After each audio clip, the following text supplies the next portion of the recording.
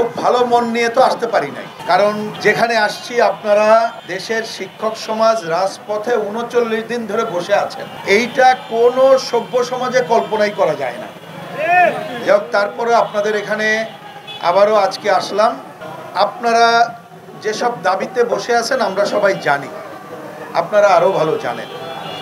আজকে যখন আমরা এখানে কথা বলতে এসেছি, যতটুকু পত্রিকার মাধ্যমে দেখলাম, আজকে সব পত্রিকায় কোটি কোটি টাকা খরচ করে করপত্র প্রকাশিত হয়েছে। মিরপুরে সভা হচ্ছে এবং কিছু লোককে পুরস্কারও দেওয়া হবে আজকে এই দিবসকে সামনে রেখে। বিকালে নানা ধরনের মেলা হবে, শুধু এখানে না, আরো অনেক জায়গায়।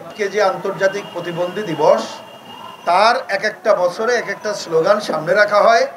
এবারের সেই স্লোগানটা সামনে রাখা হয়েছে সম্ভবত এরকম: প্রতিবন্ধী অন্তর্ভুক্তিমূলক সমাজ গড়ি, সামাজিক অগ্রগতি নিশ্চিত করি। তাহলে আমাদের সমাজ যারা ক্ষমতায় আছে তারা কি সব জায়গায় প্রতিবন্ধীদের অংশগ্রহণ করে সমাজ নিশ্চিত করতে পারছে?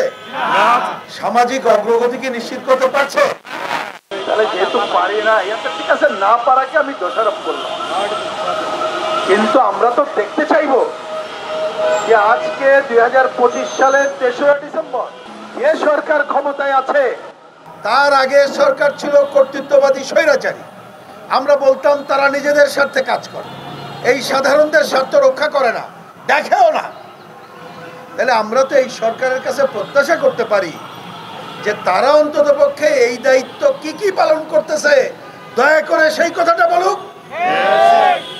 আমরা কি তার কোনো আলামত দেখতে পাচ্ছি?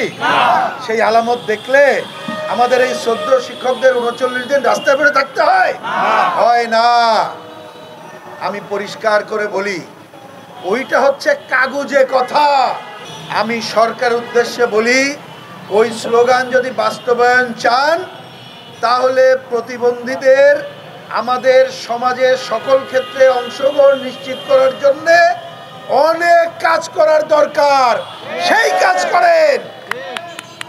এবং যে বিদ্যালয়গুলো আছে, আমাদের শিক্ষকরা এই অগ্রগতি নিশ্চিত করার জন্য অন্যতম ভূমিকা রাখতে পারেন।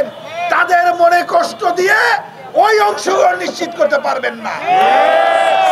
এখানে যে বামপন্থীরা আমরা আছি, আমরা চাইটা কি জানেন? এই যে আজকে ডিসেম্বর মাস, এটা বিজয়ের মাস, মুক্তিযুদ্ধের বিজয় লাভ করেছে। সেই বিজয়ের অন্যতম কথা ছিল আমরা একটা সাম্যের সমাজ করব, আমরা মানুষের মর্যাদা নিশ্চিত করব, আমরা সামাজিক ন্যায় বিচার নিশ্চিত করব, আমরা একটা আদর্শ পরিবার করতে চাই।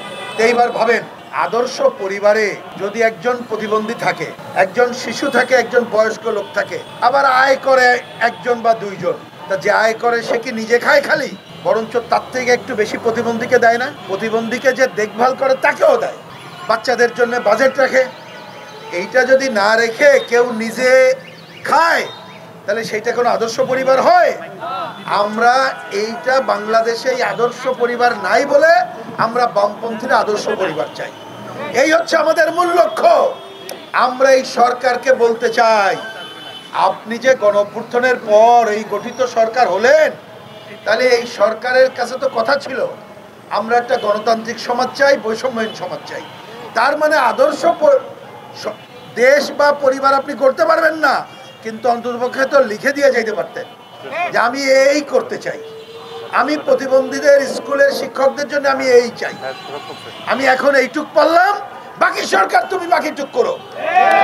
এইটা যদি না করে আজকে প্রতিবন্ধী দিবসে বড় বড় কথা বলা হয়, লেকচার মারা হয়, তাহলে সেইটা কি কোনো গ্রহণযোগ্য? আমরা মনে করি গ্রহণযোগ্য না।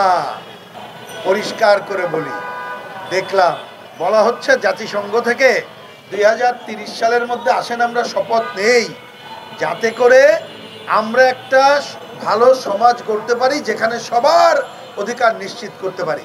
25 সাল শেষ হয়ে গেল, আমাদের মাস্টার সাহেবদের যদি বেতন না দিতে পারি, তাহলে কি ওই সমাজ গড়ার দিকে যাইতে পারবো? তাও পারবো না। আমি তাই পরিষ্কার করে আপনাদের দাবির সাথে পুনরায় সংহতি জ্ঞাপন করে আজকে আন্তর্জাতিক এই প্রতিবন্ধী দিবসে সরকারের উদ্দেশ্যে বলতে চাই, শিক্ষকদের দাবি না মানলে প্রতিবন্ধী দিবসের সব স্লোগানই থেকে যাবে।